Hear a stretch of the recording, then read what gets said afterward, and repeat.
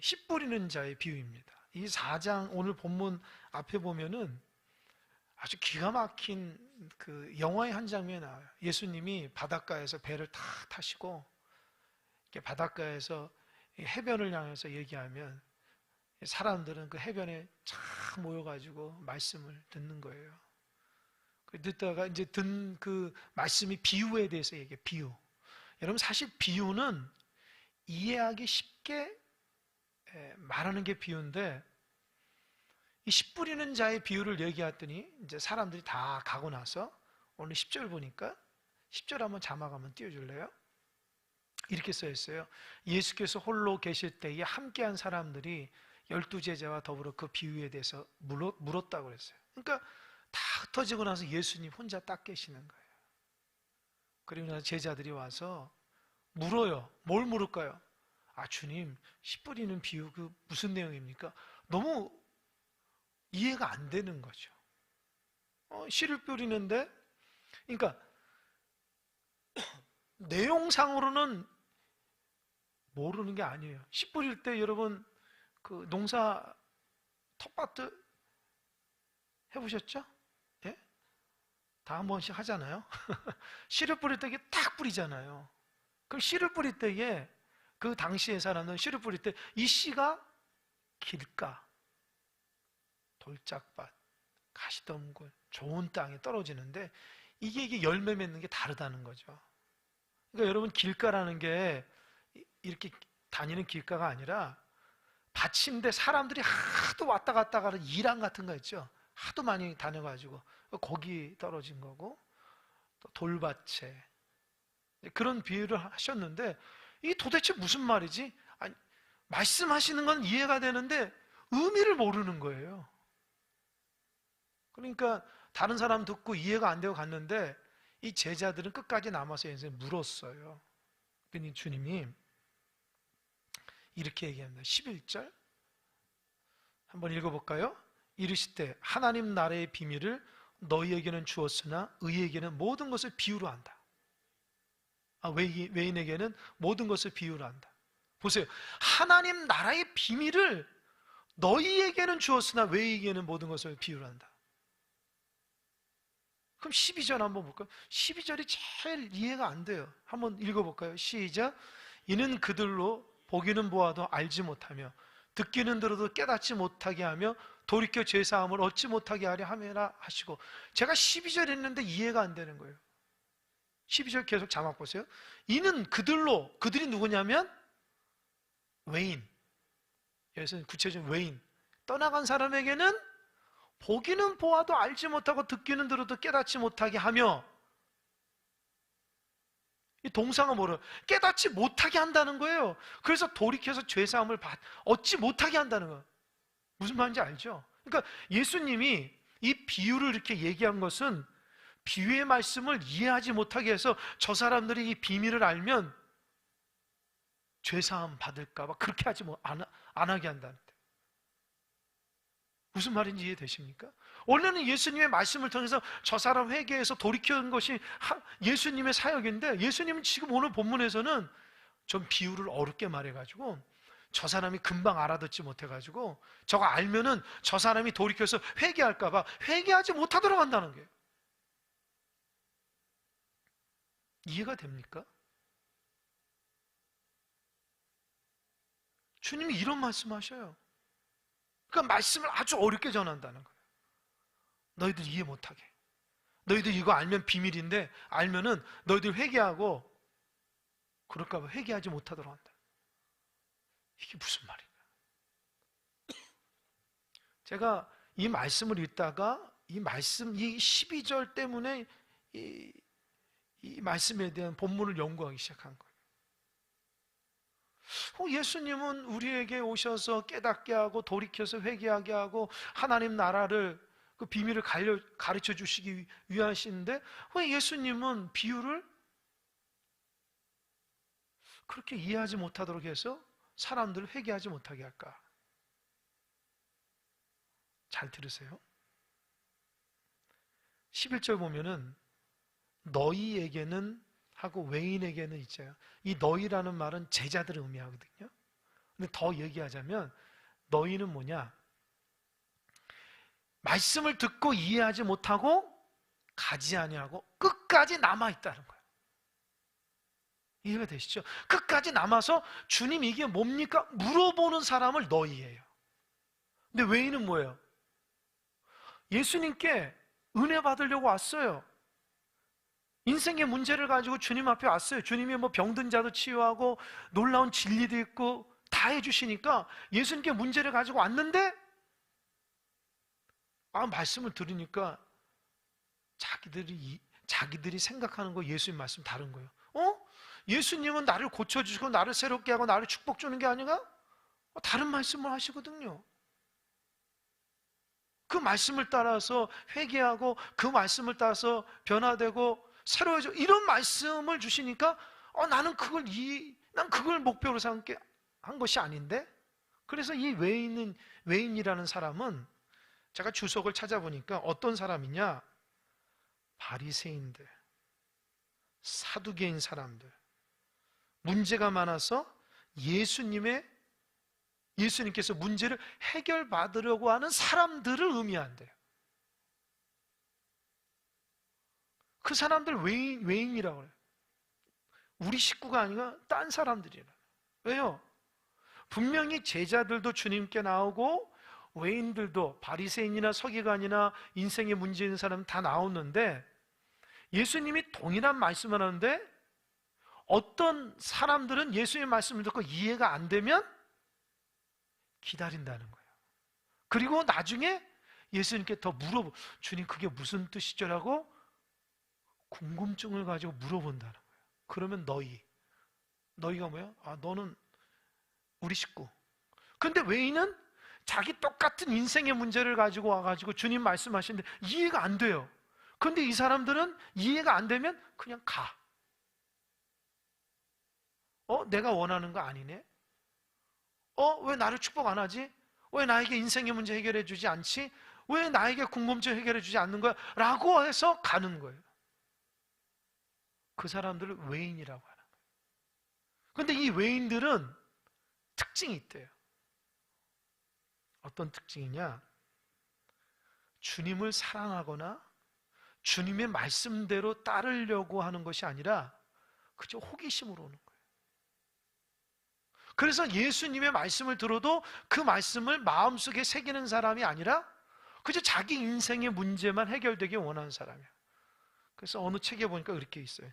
그들은 예수에 대해서 무관심, 불신앙, 아둔함으로 말씀을 받았다는 거예요.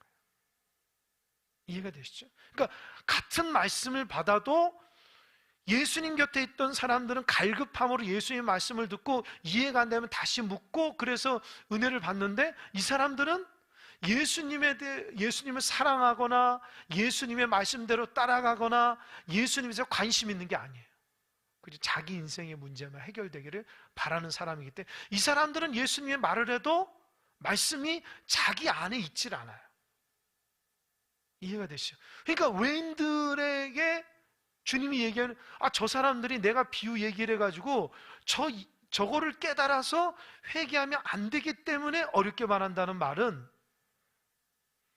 떠나간 사람들, 외인들은 하나님 말씀의 귀한 줄을 모른다는 거예요. 근데 너희들은 하나님 말씀을 이해가 안 되든 그래도 또 질문하고 또 물어보고 그 말씀을 내 것으로 만들려고 자꾸 물어보니까 너희들에게는 그 하나님 말씀에 회개가 일어나고 축복이 일어나고 역사가 일어나고 열매가 있지만 저 사람들은 하나님 말씀대로 살아가려고 몸부림치지 않기 때문에 이 말씀이 그 사람들한테는 아무 영향력이 없기 때문에 어린애가 비유로 그냥 얘기한다는 거예요. 제가 이 말씀을 묵상하면서 깨닫는 게 뭐냐면 여러분 사람에게는 이 금목걸이를 탁 차면 빛이 나잖아요. 그죠? 금목걸이. 어떤 사람은 이렇게 손목에 그냥 막 이게 무슨 뭐 쇠사슬처럼 금목걸이가 금팔찌가 있죠.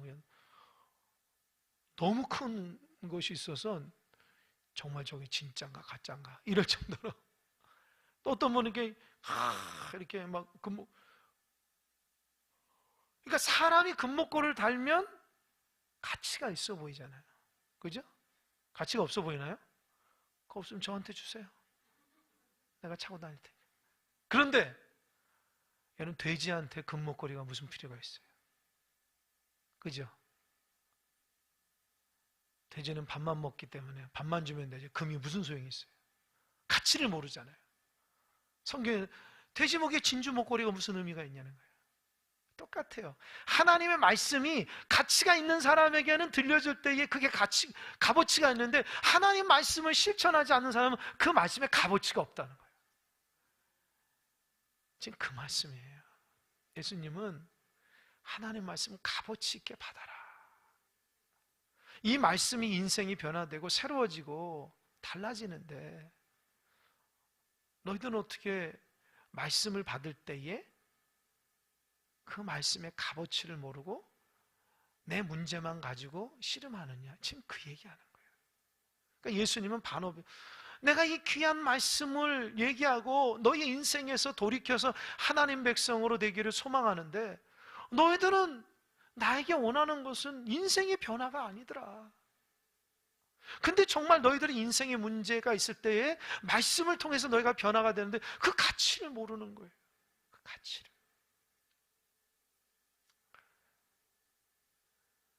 예전에 그 어느 책에 보니까 그러더라고요. 어느 그 원시인들 이렇게 마을에 들어간 백인이 깜짝 놀랐대요.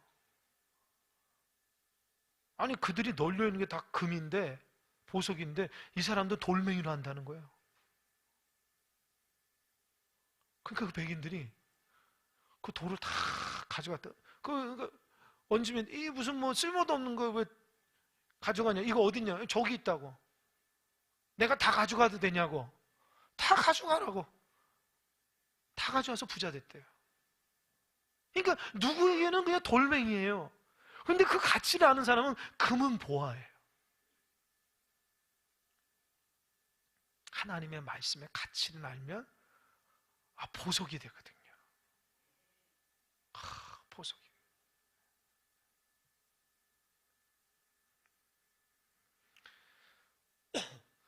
제가 목회자로 쓰임받은 것 중에 제가 마음속에 하나님 앞에 감사하는 것 중에 하나가 있는데 뭔지 아세요?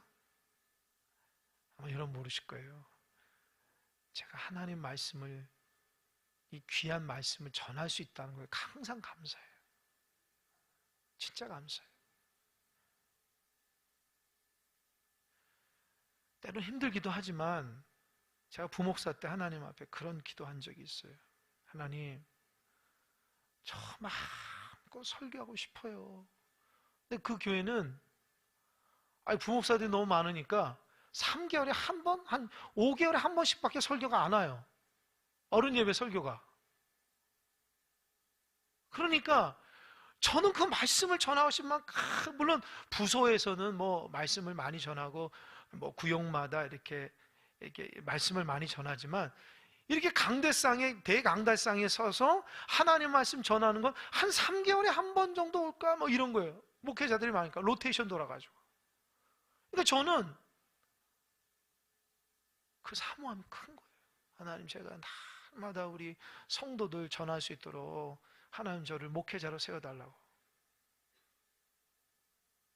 제가 그래서 담임 목사가 돼서 날마다 강대상에서 말씀을 전하는데 굉장히 기쁘고 또 하나님 말씀 대하는 게 조심스럽지만 그 말씀에 대한 연구에서 제가 많이 깨닫고 도전받습니다. 한편으로는 두렵고 떨리기도 해요. 참 이게 힘들구나. 말씀을 날마다 한다는 게 쉽진 않구나. 하지만 제 마음속에 이 하나님의 보석 같은 말씀을 우리 성도들과 함께 말씀을 나눔으로 깨닫는다는 게 얼마나 기쁜지 몰라요. 그래서 그 말씀을 또 준비하고 연구하는데 때로는 이해가 안 될 때는 너무 힘든 거예요. 여러분들 그렇잖아요. 직장에서 어떤 일을 하는데 막 이게 순서가 잡히지 않고 잘 안 되면 너무 힘들잖아요. 저도 마찬가지예요.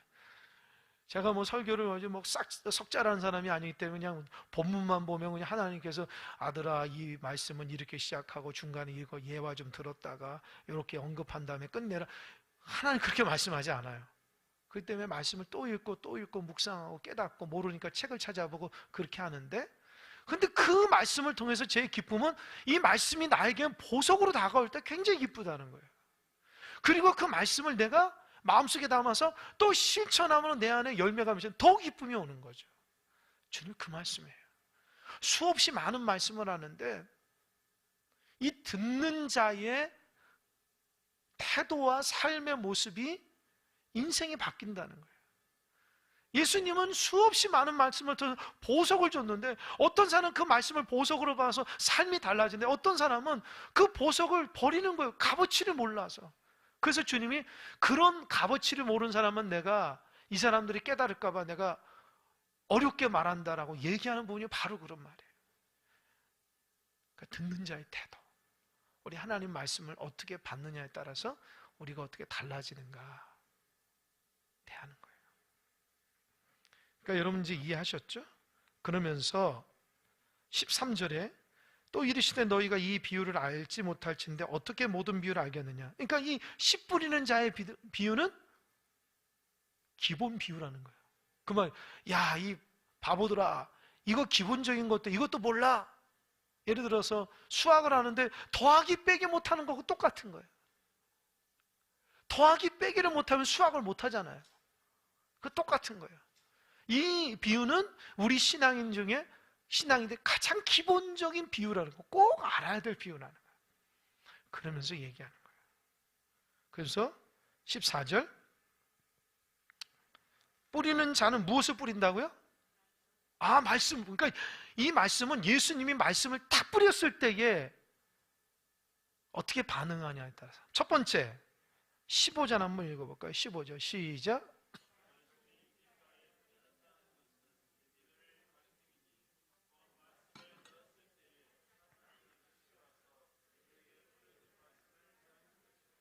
네. 제가 여러 번 설교했는데 15절 자막 보세요. 말씀이 어디든 길가에 뿌려졌다는 것은 이들을 가리키니 곧 말씀을 들었을 때 무엇이 왔어요? 사탄이 즉시 와서 그들에게 뿌려진 말씀을 빼앗는다는 거예요. 그 저 좀 보세요.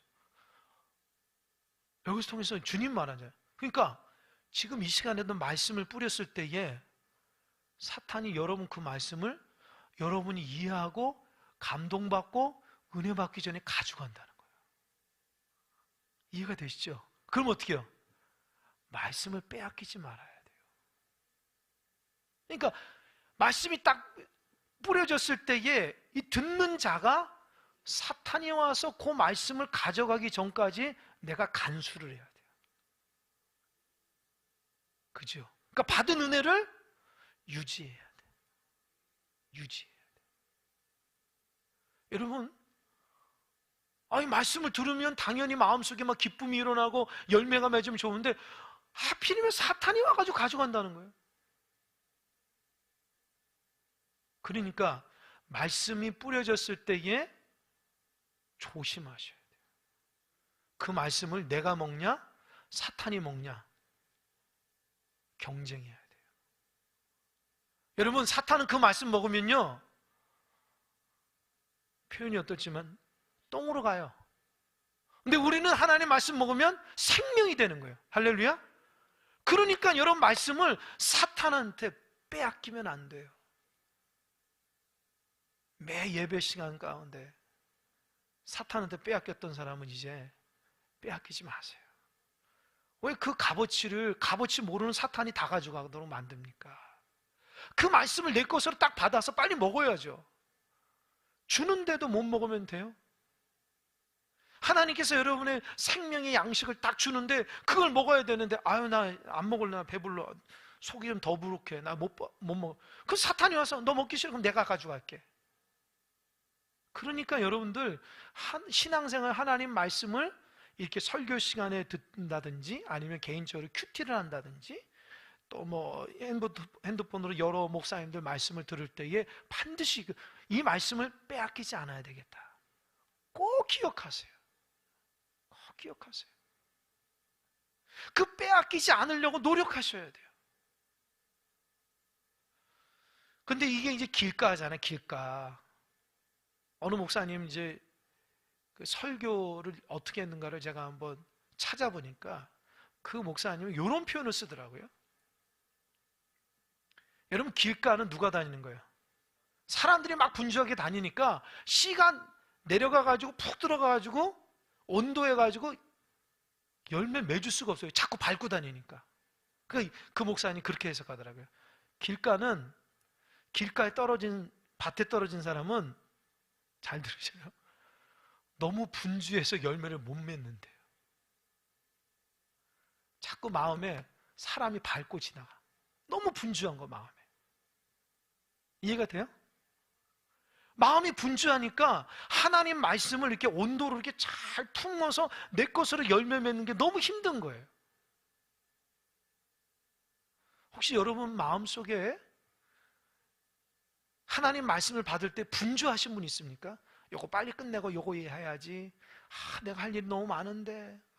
막 이것도 해야 되고 저것도 해야 되고 막 정신이 없어요. 근데 하나님 말씀을 딱 보이긴 봐야 되는데 이 분주한 마음으로 보는 거예요. 그러니까 이 말씀이 내 안에서 이렇게 깊이 있게 들어가가지고 나를 이렇게 열매 맺게 해야 되는데 마음이 너무 분주해. 그래서 하나님 말씀을 제대로 보지도 못하고 그냥 바쁜 중에 그냥 잠깐 은혜 받은 것 그거 먹고 끝. 그래도 또 배고파요. 왜요? 분주해. 그래서 여러분 정말 하나님 말씀을 열매 맺으려면요, 분주한 마음을 내려놓으셔야 돼요. 그 목사님 그러더라고요. 하나님 말씀에 열매 맺으려면 분주함을 내려놓고 분명함을 가지라. 뭐라고요? 무엇을 내려놓고 또 무엇을 가지라? 분명함. 제가 그 목사님 그 설교를 몇 번을 이 본문 가운데 이렇게 쭉 살펴보면 그 목사님의 표현이 참 내 마음속에 오더라고요. 분주함을 내버리고 분명함을 가지라. 사탄이 내 안에서 자꾸 마음을 이렇게 들뜨게 하고 분주하게 해서 하나님 말씀을 제대로 묵상을 못하게 하고 그대로 살지 못하게 자꾸 분주하게 만들어요. 그러면 그는 분명히 하나님 말씀을 분명하게 열매를 맺지 못해요. 여러분, 길가 같은 밭이 있으면 좀 삶을 정리하셔야 돼요. 어떻게 해요? 하나님 말씀을 대하는 태도는 분명함이지 분주함이 아니에요. 내가 수많은 일들 중에 이 하나님 말씀을 보는 게 하나가 아니라 첫 번째로 하나님 말씀을 분명하게 보고 그 다음에 그거 힘을 가지고 다른 것을 대해야 되는데 하나님 말씀을 아주 여러 개 중에 하나로만 파편적으로 대하면 평생 그 사람은 짧게 은혜를 받지만 깊이 있는 하나님의 열매를 맺지 못해요. 그래서 올 한해 우리 남선교회 회원들, 우리 성도님들 길가와 같은 밭이 되질 않길 바랍니다. 분명한 하나님의 말씀 임해야 돼요. 그래서 자꾸 이렇게 분주하신 분들은 삶을 좀 이렇게 정리할 필요가 있어요. 어떻게 해요? 좀 분주함을 조금 하나님 앞에 여유로움을 가지고 살아가려고 막 노력하셔야 돼요. 두 번째, 16절, 또 이와 같이 돌밭에 뿌려졌다는 것은 그들을 가리킴이니 곧 말씀을 들을 때 즉시 무엇이요? 기쁨으로 받으나. 17절 한번 읽어볼까요? 시작. 그 속에 뿌리가 없어 잠깐 견디다가 말씀으로 인하여 환난이나 박해가 일어나는 때에는 곧 넘어지는 자요. 두 번째, 씨를 탁 뿌렸는데 돌밭에 들어간 거는 이게 사람들이 그 길은 잘 다니질 않아요. 근데 돌밭인데 하여튼 들어갔어요. 근데 거기 들어가는데 그 온도에 맞게끔 들어가서 하는데 돌밭이니까 이 고온 땅이 아니까 이게 뿌리를 깊이 못 들어가요. 이게 좀 깊이 쫙 들어가야 되는데 여러분, 제가 이 중록원에 가가지고 제가 깜짝 놀랐어요. 저는 대나무에 대해서 잘 모르는데 이 대나무가 이 하늘에서 이렇게 쭉 뻗는 것처럼 땅에도 그렇게 많이 엮여 있다면서요. 전 그걸 잘 몰랐어요. 그러니까 이 나무 하나 뽑는 것은 이 파헤치려면 이 땅으로 엄청 꼬였다는 거예요. 그래서 대나무가 저렇게 대단하는구나. 왜요? 뿌리가 깊으니까. 그러니까 여러분, 하나님의 말씀을 들을 때 어떤 걸 또 두 번째 체크하는 게, 이거 뿌리를 깊이 내려야 되겠다는 생각으로 말씀을 받아야 돼요. 자꾸 단편으로만 들으면 안 되고요. 이 말씀을 내 안에서 뿌리 깊이 박을 수 있도록 해야 돼요. 그러면 흔들리지 않거든요. 흔들리지 않아요. 여기서 특별히 돌밭에서는 뭐라 얘기했냐면, 말씀을 들을 때 즉시 기뻐요. 말씀에 깨달음이 있으니까. 여러분, 그 말씀을 듣고 기쁘다고 고백한 사람도 아주 귀한 사람이에요. 여러분, 말씀 듣고 말씀 보면서 막 기쁜 사람, 진짜 하나님의 은혜입니다. 근데 놀랍게도 하나님 그 기쁨도 주는데 환난도 준다는 거예요. 환난도. 여러분, 여기서 문제예요. 예수님 잘 믿으면 환난이 없을 거잖아요. 아니에요. 예수님 잘 믿으면 말씀의 기쁨도 주면 환난도 박해도 준다는 거예요. 근데 그걸 몰라요. 여러분, 성경에 보세요. 다니엘이 얼마나 하나님 말씀에 귀함을 근데 박해를 받았잖아요. 요셉도 마찬가지고 다윗도 마찬가지고. 그러니까 하나님 우리에게 말씀만 주는 게 아니라 뭐도 줘요? 고난도 주고 연단도 주고 박해도 준다. 그러니까 그 고난과 연단과 박해가 하나님으로부터 온다는 걸 모르는 사람들은 늘 넘어지게 돼 있어요. 이런 고난은 하나님의 나에게 주기 위한 것이야 라고 생각하며 고난을 어떻게 해요? 인내할 수 있습니다. 근데 이 고난이 하나님으로부터 온 것이 아니라고 생각하면 자꾸 걷어차려고 그러거든요. 근데 그러니까 그 고난이 돌이에요. 걷어차면 어느 발이 아파요? 내 발이 아프잖아요. 걷어차. 그거 받아들이고 그것을 이겨내야 되는데 하나님의 말씀만 받으려고 하고 이 고난을 인내하지 못하는 자에게는 넘지를 못해요. 그러니까 초대교회에서 진짜 신앙 좋은 사람 많았거든요. 그러니까 이 사람들은 신앙이 너무 좋아가지고 막 기쁨으로 막 살아가요. 그런데 고난이 올 때가 싹 흩어졌어요. 스데반 집사가 돌에 맞아 죽으니까 겁나가지고 다 도망갔어요. 환란이 오니까 그 뿌리가 온데간데 없어졌어요.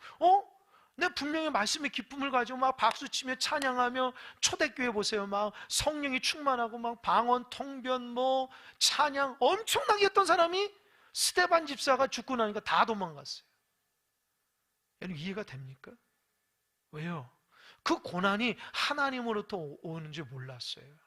그러니까 두려운 거예요. 여러분, 왜 손양원 목사님이, 주기초 목사님이 귀한지 아십니까? 고난을 이겨냈기 때문에 그래요. 여러분의 신앙이 왜 귀할까요? 고난을 이겨내야지만 귀한 거예요. 고난을 이기지 못하면요, 잠깐 기쁘면 끝이에요.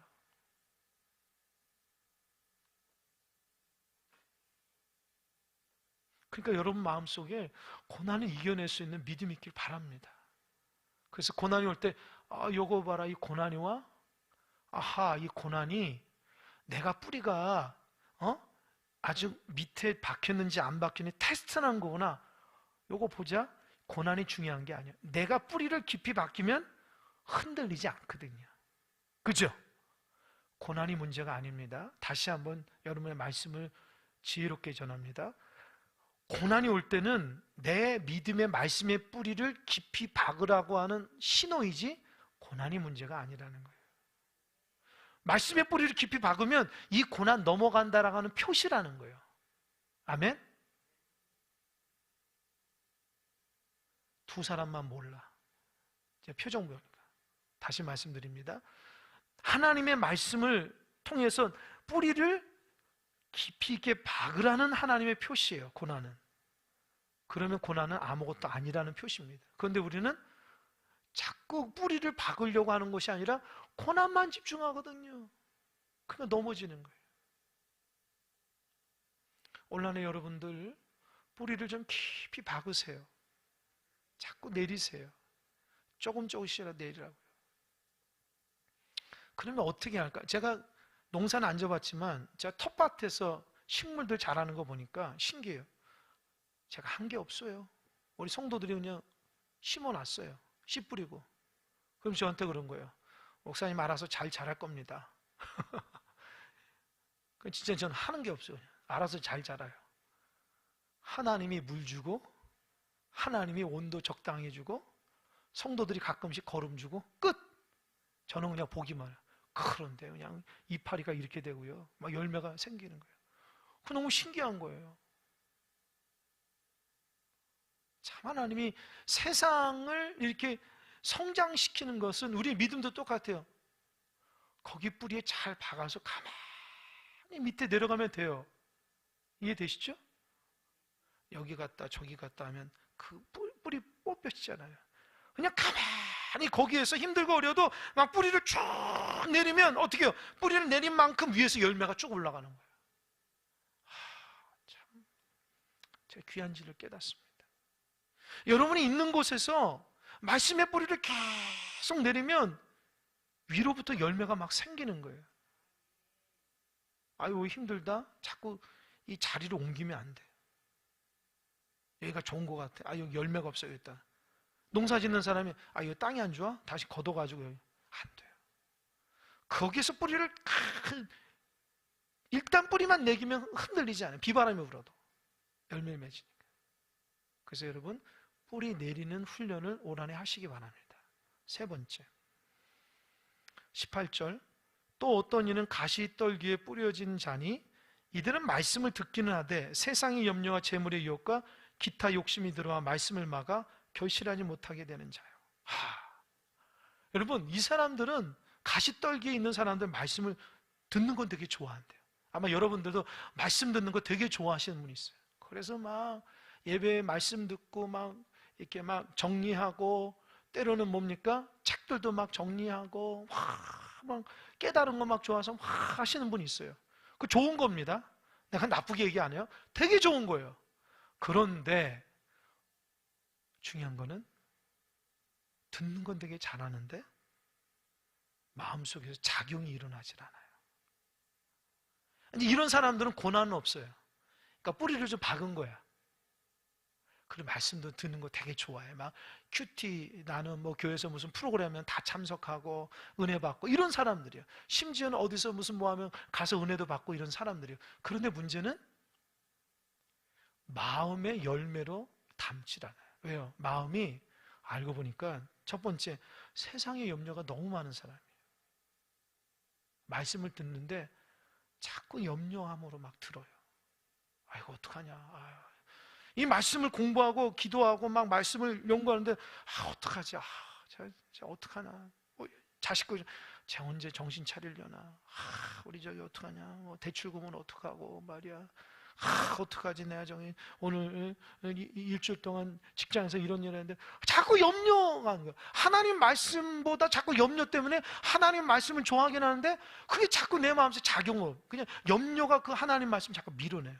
또 하나는 하나님 말씀들 재물의 유혹. 너무 돈에 대한 관심이 많아.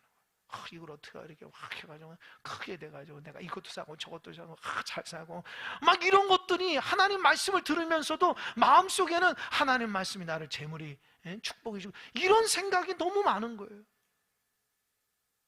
여러분 재물에 욕심 있는 사람들이 여러분 더 근심 걱정이 있다는 거 아십니까? 여러분 생각해요. 돈이 없는 사람은 돈이 없어서 걱정 안 해요. 돈이 있는 사람이 걱정하는 거예요. 재벌도 보세요. 그 사람도 우리 볼 때 야 돈이 저렇게 많은데 걱정 날마다 걱정해요. 그 사람들은. 그러니까 욕심으로 살아가는 사람은 뭔가 있는 거예요. 믿을 구석이 있는 거예요. 그러니까 하나님 말씀을 순수하게 못 받는 거예요. 자꾸 염려하고 자꾸 재물 때문에 까먹어요. 기타 욕심. 내가 요거 해가지고 이것도 하고 싶고 저것도 하고 싶고 내가 하고 계획들이 너무 많아요. 그러니까 하나님의 말씀이 듣기는 되게 좋아하는데 마음속에 그 말씀이 작용이 안 돼요. 왜? 세 가지예요. 염려가 평생 자기 마음속에 이 말씀을 막아버려요. 재물의 욕심이 이 재물의 유혹 때문에 하나님 말씀이 안에 정착이 안 돼요. 재물 때문에 넘어지고 재물 때문에 근심하고 또 나머지 뭐 자기 인생의 어떤 욕심 때문에 하나님 말씀을 받아도 안에서 열매를 못 맺어요. 여러분 안에 한번 점검해 보세요. 여러분이 말씀을 듣기는 되게 좋아하고 그 말씀에 은혜도 깨닫고 그 말씀 속에서 열매 맺으려고 하는데 사실은 여러분 마음속 바탕이 너무 복잡해요. 하나님 말씀을 너무 근심으로 듣고 하나님 말씀을 욕심으로 막 이렇게 막 자기 나름대로 해석을 하고 그러다 보니까 하나님 말씀이 순수하게 내 안에서 자라지 못하는 거예요. 그래서 그 가시떨기에 있는 그 밭은 자라긴 자는데 난쟁이에요. 더 크질 않아요. 평생 그렇게 그 정도밖에 안 해요. 왜요? 가시떨기에 딱 멈춰. 이 가시떨기가 아까 말한 것처럼 자꾸 염려가 되거나 재물의 욕심이나 세상의 욕심이 있는 것들이 자기를 맡기 때문에 더 커지질 않아요. 그래서 난장이에요. 그래서 등치는 엄청 커요. 그 식물은. 그런데 뻗지를 못하고 열매가 없는 거예요. 이게 주로 신앙생활 오래 한 사람들 중에 열매 맺지 못하는 특징 중에 하나입니다. 이게 지금 누가 얘기한 거예요? 제가 얘기한 게 주님이 얘기한 거예요. 얼마나 기가 막힙니까? 주님이 우리 속마음을 다 꿰뚫어 있잖아요. 말씀을 적당히 들어요. 자기 안에 딱 판단을 해가지고 요 정도 뿌리를 박으려고 하지 않아요. 말씀을 들어 자꾸 염려가 밀어내요. 재물이 자꾸 하나님 말씀을 밀어내요. 내 욕심과 비전이 하나님 말씀을 자꾸 밀어낸다고요. 나오는 현상이 뭐예요? 내가 왜 이렇게 왜 염려하지? 내가 왜 이렇게 욕심 꾸러기에 됐을까? 내가 왜 이렇게 열매 맺지 못? 그 나중에 그렇게 되는 거예요. 내가 평생을 믿고 믿음의 길을 걸어가는데도 깜짝 놀라는 거예요. 고난이 오면 넘어져요, 막. 말씀대로 잘 살아간 것 같은데 내가 왜 열매가 없지? 바로 이런 것 때문에 그런 거예요. 자기 마음에 단순화 작업을 안 하는 거예요. 가시덤기를 이렇게 뽑아내는 작업 안 하고 자꾸 말씀만 듣기만 좋아하는 거예요. 그러니까 이상하게 신앙이 변질되는 거죠. 왜요? 커지지 않는 거예요.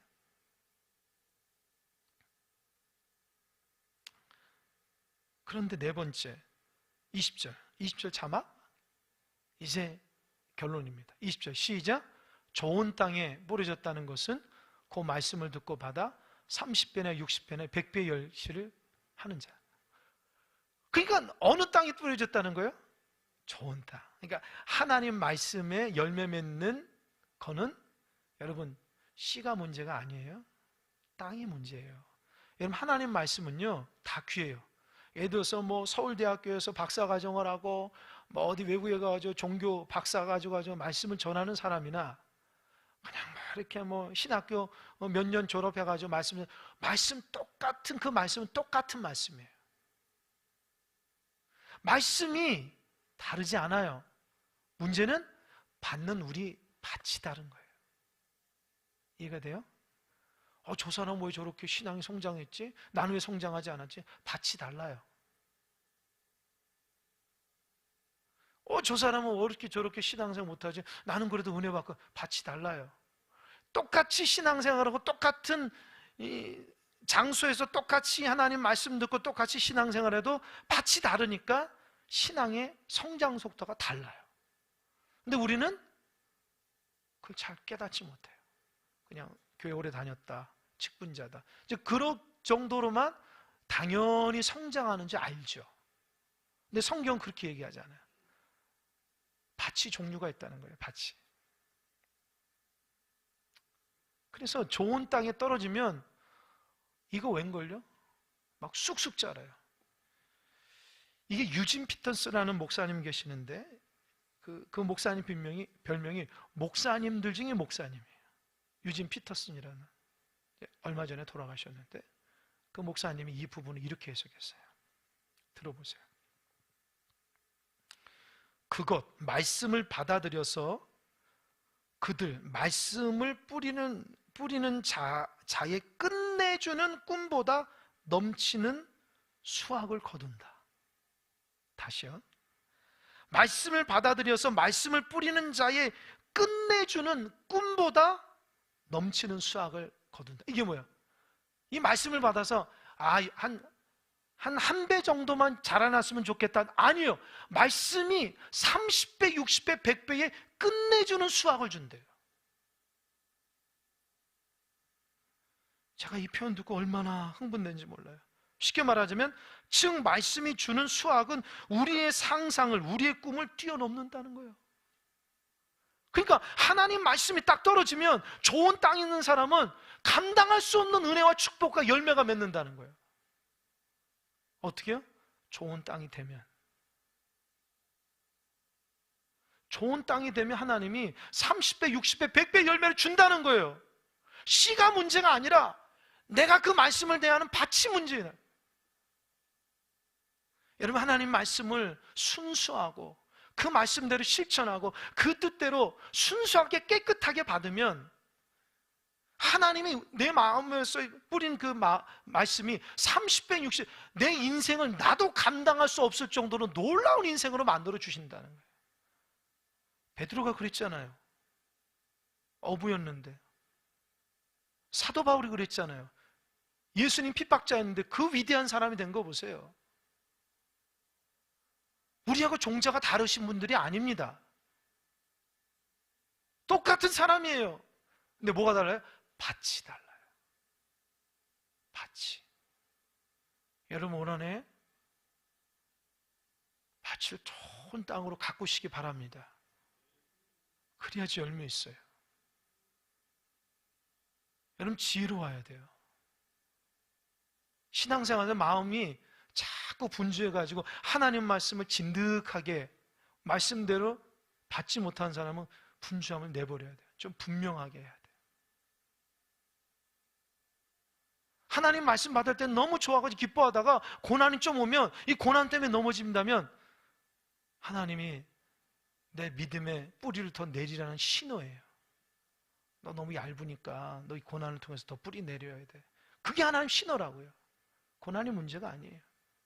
세 번째, 말씀 듣기 좋아하고 신앙생활 오래 하고 교회 울타리 안에서 여러 이런저런 일도 하면서 신앙생활 제법 하지만 자기 스스로 열매가 맺지 않으면 너무 마음속에 염려가 많은 거예요. 하나님보다 세상을 좀 더 의지하는 부분들이 너무 많은 거예요. 그거를 제하면 말씀이 깊이 있게 열매가 맺거든요. 그 뿌리는 그걸 작업을 해야 돼요. 근데 그거 작업을 안 하고 자꾸 하나님 새 말씀, 새로운 말씀, 더 좋은 말씀. 여러분, 더 좋은 말씀이 어디 있어요? 다 좋은 말씀이죠. 내가 그걸 감당하지 못하니까 더 좋은 말씀이죠. 하나님 말씀은 변함이 없어요. 오늘 제가 예배드리는데 우리 회장님 보세요. 그 찬송가 가사 모르는 게 아니잖아요. 근데 그 찬송가 가사를 통해서 본인이 은혜 받고 이런 헌신자가 되도록 우리 남성교회가 얼마나 은혜, 그게 어때요? 깨달음이에요. 기쁨이죠. 날마다 우리가 부르는 건데 특별하게 다가오는 거예요. 욕심을 버리고 염려를 버리고 근심을 버리니까 이 말씀이 순수하게 나에게 다가와서 뿌리를 깊이 있게 있는 거예요. 그러니까 좋은 땅이 돼야 돼요. 정말 좋은 땅이 돼야 돼요. 여러분, 평생 예수님 믿으면 좋은 땅이 되도록 노력하십시오. 그래서 그 말씀으로 자꾸 여러분 인생을 30배, 60배 축복의 인생으로 바꿔요. 하나님 말씀을 제껴놓고 어떻게 축복을 받냐는 거죠. 말씀대로 집중하지 그대로 살지 못하면 어떻게 내 인생이 달라지는 거예요. 남이 그 화려한 것만 보고 나도 저렇게, 그 사람은 알지 못하게 수없이 많은 연단을 통해서 저렇게 만드는 거라고 생각하셔야 돼요. 저 사람 나하고 밭이 다르는구나. 저 사람 좋은 땅이구나. 나는 왜 길가의 수준에서 날마다 머무르가? 나는 왜 돌짝밭이 돼서 고난이 오면 자꾸 넘어지는가? 하나님 말씀을 들어서 왜 성장하지 못하고 염려 때문에, 근심 때문에, 세상 것 때문에 자꾸 하나님 말씀을 가릴까? 다 제거하시기 바랍니다. 그래서 그저 말씀만 딱 전하면, 그 말씀을 내 마음에 딱 들으면 나도 모르는 사이에 30배, 60배, 100배 열매가 맺어지는 귀한 사람 되시기 바랍니다. 그렇게 순수하고 깨끗한 사람이 돼야 돼요.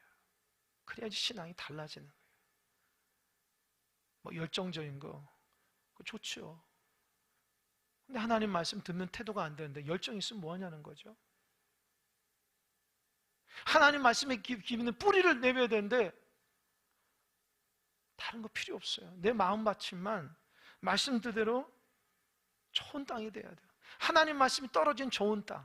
그래서 이런 사람들은요, TV를 본다거나 책을 읽거나 뭐 누가 말하면 다 하나님이 좋은 땅이 돼서 다 은혜가 막 쏟아지는 거예요.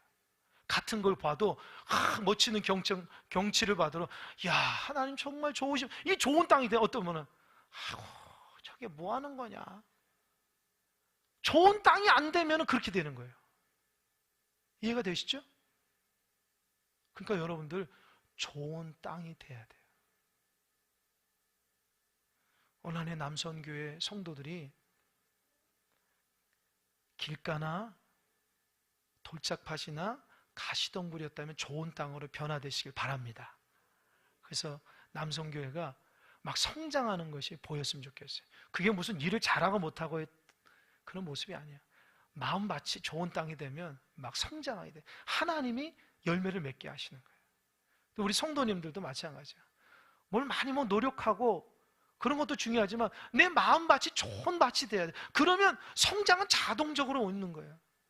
여러분, 우리 교회가 정말 성장을 좋은 밭이 돼야 돼요. 좋은 밭이 돼야지. 좋은 밭은 안 되고 다른 것에 엉뚱하게 집중하면 안 됩니다.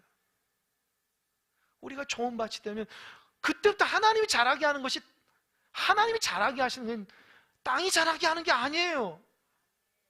꼭 기억하세요. 내가 자라게 하는 것이 하나님이 자라게 하는 거예요. 나는 좋은 땅만 되면 됩니다. 할렐루야. 제가 그걸 깨달았어요. 그래서 그래, 나부터라도 좋은 땅이 되자. 우리 성도들 좋은 땅이 되도록 지도하자. 그래서 요즘에 여러분 성도들의 땅을 보고 다닙니다. 지금 저 사람 무슨 밭인가, 하나님 좀 좋은 땅 되게 해주세요. 그래서 우리 권사님도 요즘은 부동산 매매한 사람은 자꾸 바꿔치기 하려고 그래요. 좋은 땅으로. 성령께서 매매자가 되어주셔서 중개인에 대해서 좋은 땅을 자꾸 갈아타게끔 제가 기도하려고 그래요. 여러분, 안 좋은 땅이었다면 좋은 땅이 되시길 바랍니다. 기도하겠습니다.